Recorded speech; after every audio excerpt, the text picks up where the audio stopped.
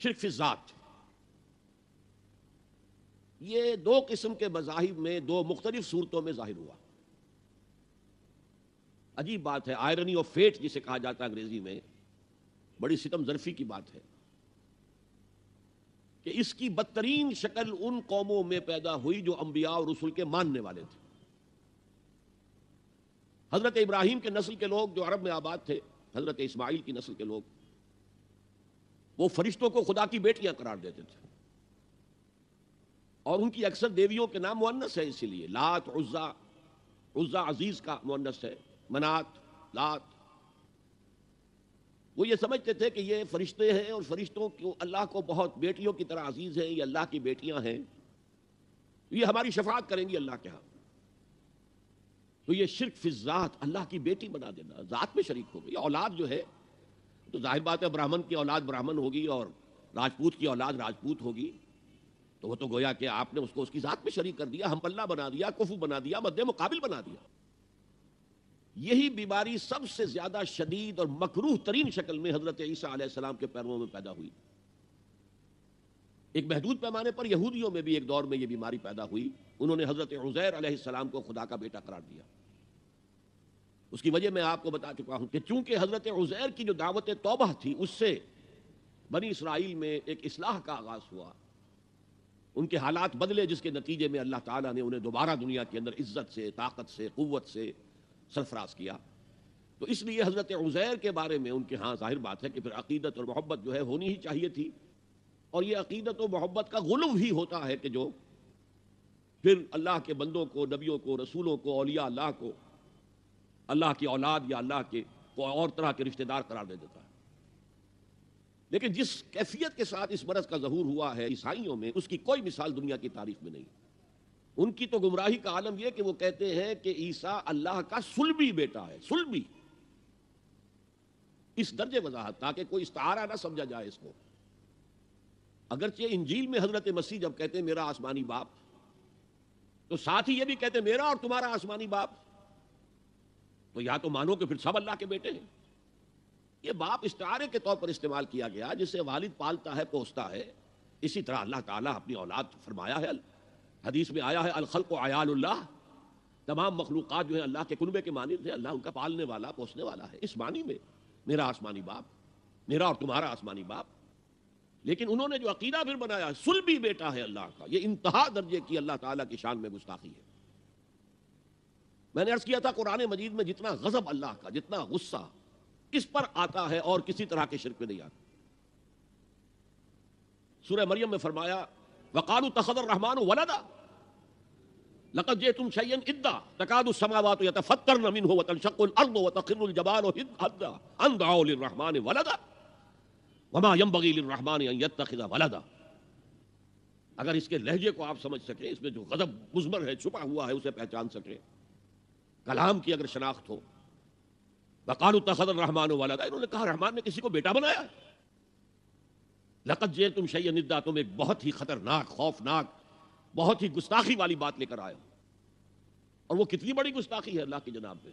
تکاد السماوات یتفطرن منہ، اس گستاخی کی وجہ سے آسمان پھٹ پڑنے کو ہے، وتنشق الارض، اور زمین شق ہو جانے کو ہے، وتخر الجبال ہدا، اور پہاڑ جو ہے وہ دھماکے کے ساتھ گر جانے کو ہے، ان دعوا للرحمن ولدا، کہ ان بدبختوں نے اللہ کے لیے، رحمان کے لیے کسی کو بیٹا بنایا ہے۔ وما ينبغي للرحمن ان يتخذ ولدا، اور اللہ کی شان کے شایان ہی نہیں ہے، رحمان کی شان کے شایان ہی نہیں ہے کہ وہ کسی کو اولاد بنائے۔ یہ بڑا باریک نکتہ ہے۔ اولاد کی ضرورت تمہیں ہوتی ہے، خواہش تمہیں ہوتی ہے، تمہیں معلوم ہے کہ ہم فانی ہیں، موت آئے گی تو ہمارا تو وجود ختم ہو جائے گا۔ اب اولاد کے ذریعے سے ہمارا ایک معنوی تسلسل برقرار رہے گا، ہمارا نام دنیا میں چلے گا، تو یہ تمہاری ضرورت ہے، رحمان کے شایان شان نہیں۔ وہ تو اس کی شان یہ ہے حی لا یموت ابدا ابدا، کبھی بھی اس کے اوپر موت طاری ہونے والی نہیں ہے، وہ الحی، لہذا اسے کوئی احتیاج ہی نہیں۔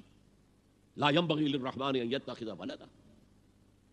تو یہ شرک کی بدترین صورت ہے، اور جیسا کہ میں نے عرض کیا، جو ستم ظریفی والی بات ہے وہ یہ ہے کہ یہ حضرت ابراہیم کے پیروکاروں کے اندر وہ دعویٰ تو یہی کرتے تھے ہم دین حنیفی پر ہیں، ابراہیم کے دین پر ہیں، اور پھر ایک محدود درجے میں یہودیوں کے ہاں، حضرت موسیٰ کی امت میں، اور شدید ترین اور مکروہ ترین صورت میں عیسائیوں کے ہاں، جنہوں نے حضرت عیسیٰ کو خدا کا بیٹا بنا دیا.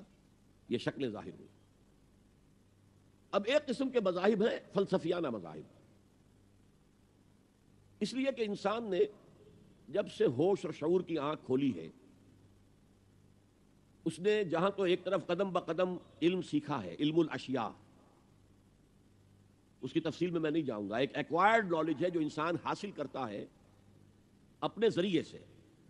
اللہ نے کان دی ہے، سنو، آنکھیں دی ہیں، دیکھو، مشاہدہ کرو، سنو. پھر جو سینس ڈیٹا ہے یہ اپنے اس کمپیوٹر میں فیڈ کر دو، جو اس کھوپڑی میں ہم نے رکھا ہوا ہے سپر کمپیوٹر، وہ اس سینس ڈیٹا کو پروسیس کرے گا، اس سے نتیجے نکالے گا، میموری کے اندر محفوظ کر دے گا. پھر اور دیکھو، اور سنو، اور غور کرو، نیا ڈیٹا جو ملا ہے اسے بھی پروسیس کرو، اس سے نتیجے نکالو، سابقہ نتیجوں کے ساتھ اس کو کمپیئر کرو، ٹیلی کرو، ان دو کے نتیجے سے کوئی اور تیسرا نتیجہ وجود میں آئے گا، اس سے بھی اسٹور کر لو. اس طرح رفتہ رفتہ یہ جو مادی علوم ہیں، فزیکل سائنسز ہیں، ٹیکنالوجی ہیں، وہ اس طور سے بڑھی ہیں قدم بقدم قدم بقدم قدم بقدم قدم بقدم. پچھلے 200 سال اس زمن میں ایک بہت بڑا ایکسپلوژن ہے، بہت بڑا دھماکہ ہے، بہت بڑا بگ بینگ ہے یہ جو ان فزیکل سائنسز اور ٹیکنالوجی کے میدان میں ہوا ہے. لیکن ایک دوسرا علم جو ہے، انسانی عقل جو ہے، وہ وسیع تر اور عظیم تر حقائق سے بھی گریپل کرنے کی کوشش کرتی رہی. یہ کائنات کیا ہے، میں کون ہوں، کہاں سے ہم آئے ہیں، کہاں ہم جا رہے ہیں، ہمارا انجام کیا ہے. یہ تو معلوم ہے کہ ہم پیدا ہوئے تھے، میں 73 برس پہلے پیدا ہوا تھا، لیکن اس سے پہلے بھی کوئی میرا وجود تھا، اور it was a bolt from the blue. پھر میں جو جا رہا ہوں یہ تو معلوم ہے. And our hearts, though stout and brave, still like muffled drums are beating funeral marches to the grave. قدم بقدم میں اپنی قبر سے قریب تر ہوتا جا رہا ہوں. غافل تجھے گھڑیال یہ دیتا ہے منادی، گردوں نے گھڑی عمر کی ایک اور گھٹا دی. بڑھی نہیں ہے عمر، گھٹ رہی ہے. لیکن کیا موت اس کے بعد بھی، بیونڈ ڈیتھ بھی کوئی میری ایگزسٹنس ہوگی یا نہیں ہوگی؟ Is that going to be the end? علم کیا ہے، نالج کیا ہے، how to acquire it. نیکی اور بدی کی کوئی حقیقت ہے یا ایسے ہی ہم نے بنا لی ہے ڈھکوسلے؟ جیسے انگریزی کا محاورہ ہے nothing is good or bad, only thinking makes it so. کیا یہ صحیح ہے؟ یا نیکی اور بدی کی اقدار مستقل ہے، پرماننٹ ویلیوز ہے؟ یہ سارے شعبے جو میں نے گنوائے ہیں یہ در حقیقت فلسفے کے مختلف شعبے ہیں. کائنات کیا ہے، اس کی حقیقت کیا ہے، وجود کی حقیقت کیا ہے، یہ میٹا فزکس ہے. خیر و شر کیا ہے بھی کہ نہیں ہے. اگر خیر ہے تو اس پر آمادہ کرنے والی کون سی طاقت ہوگی اگرچہ اس میں نقصان ہو رہا ہو، اور شر اگر شر ہے تو اس سے روکنے والی کون سی طاقت ہوگی اگرچہ بظاہر اس سے فائدہ ہو رہا ہو. جھوٹ بولنے سے فائدہ ہو رہا ہے تو کون سی چیز روکے گی اسے جھوٹ بولنے سے؟ یہ ایتھکس کا نظامین ہے، یہ علم الاخلاقیات. علم کیا ہے، اس کی قسمیں کیا ہیں، ہاؤ ٹو ایکوائر دم، یہ اپسٹیمولوجی کہلاتی ہے. یہ جو ہے فلسفے کی ایک اور شاخ ہے. تو یہ ساری چیزیں جو ہے یہ بھی انسان جو ہے کوشش کرتا رہا، گریپل کرتا رہا ان کے ساتھ کہ اس عقدے کو کسی طریقے سے کھولا جائے. اس کے ضمن میں مختلف فلسفیوں کے مختلف فلسفے وجود میں آتے رہے، اور بعض فلسفوں نے مذاہب کی شکل اختیار کر لی. ہندوستان کے اکثر مذاہب فلسفیانہ مذاہب ہیں، اور فلسفے کے اعتبار سے جو یونان کو مقام حاصل ہے وہی مقام، بلکہ اس سے اونچا مقام ہندوستان کو حاصل ہے. 6 درشن، 6 different schools of thought in philosophy existed in India. اس میں الحاد مطلق بھی ہے اور اس میں توحید مطلق بھی ہے. دونوں چیزوں کی میں نے انتہا آپ کو بتا دی.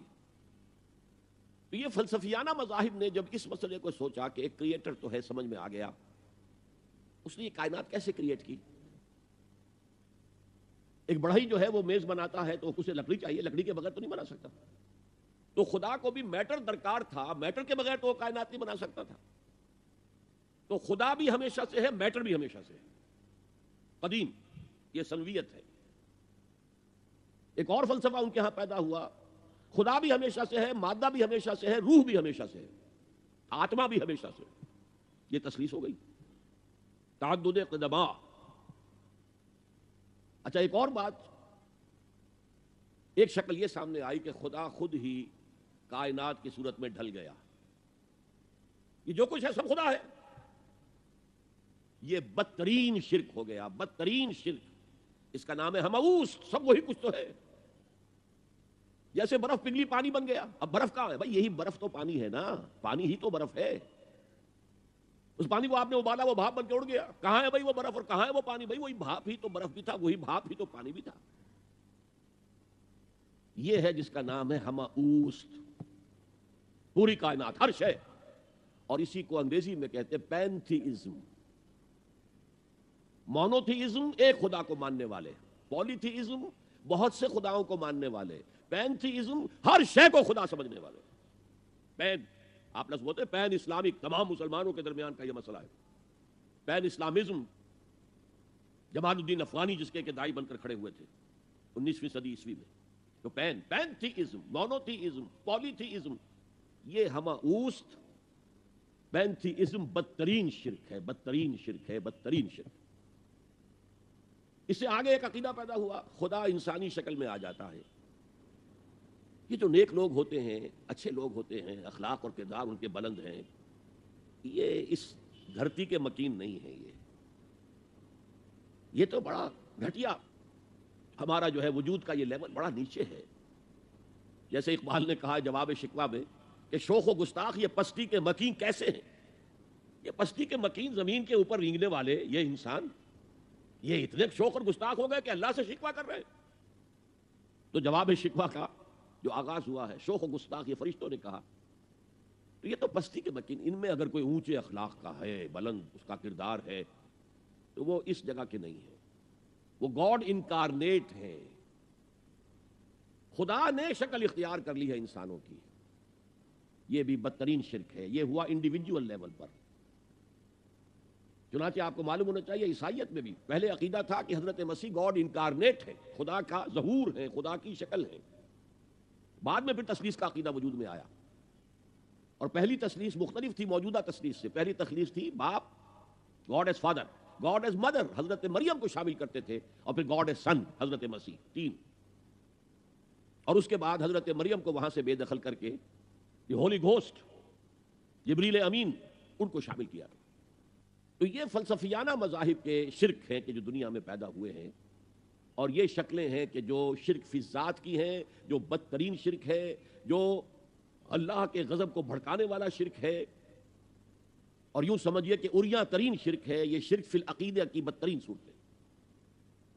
اسی کی نفی کی ہے اللہ نے بہت جامعیت کے ساتھ 4 آیتوں کی ایک صورت میں، جس کو حضور نے کہا کہ سلو سے قرآن کے مساوی ہے، تہائی قرآن کے برابر ہے. سورہ اخلاص، قل هو اللہ احد اللہ الصمد لم یلد ولم یولد ولم یکن له کفوا احد. کہہ دو، اعلان کر دو اے محمد صلی اللہ علیہ وسلم، اللہ اکیلا ہے. احد، اللہ ایک نہیں، ایک تو واحد سے کا ترجمہ ہوگا. اللہ واحد، احد، اکیلا، تنہا، کوئی اس کا ساجی نہیں ہے. اللہ الصمد، صمد اس کو کہتے ہیں کہ جس کا کوئی سہارا لیا جائے، جس کے سہارے سے کوئی چیز قائم ہو. اللہ قائم بالذات ہے، اپنی ذات سے قائم ہے. پوری کائنات اس نے تھامی ہوئی ہے، وہ چلا رہا ہے. آسمانوں اور زمینوں کو اس نے تھاما ہوا، انزالتا، کہیں اپنی جگہ سے ہٹ نہ جائے. آپ کو معلوم ہے کہ یہ عظیم سیارے اور یہ عظیم جو گیلیکسیز ہیں، ان کی اصل حقیقت کس قدر باریک معاملہ ہے ان کا، کس قدر باریک. لو سانس بھی آہستہ کہ نازک ہے بہت کام، آفاق کی اس کارگہ شیشہ گری کا. ان کے درمیان جو فاصلے ہیں، ان کی باہمی کشش ہے.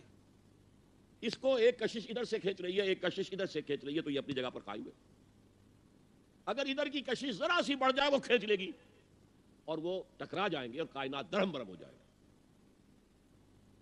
یہ تو توازن ہے. اسی کو کہا سورہ رحمان میں ووضع المیزان. لوگوں نے سمجھا میزان سے مراد یہ زمین کی جو میزان جس میں ہم تولتے نہیں.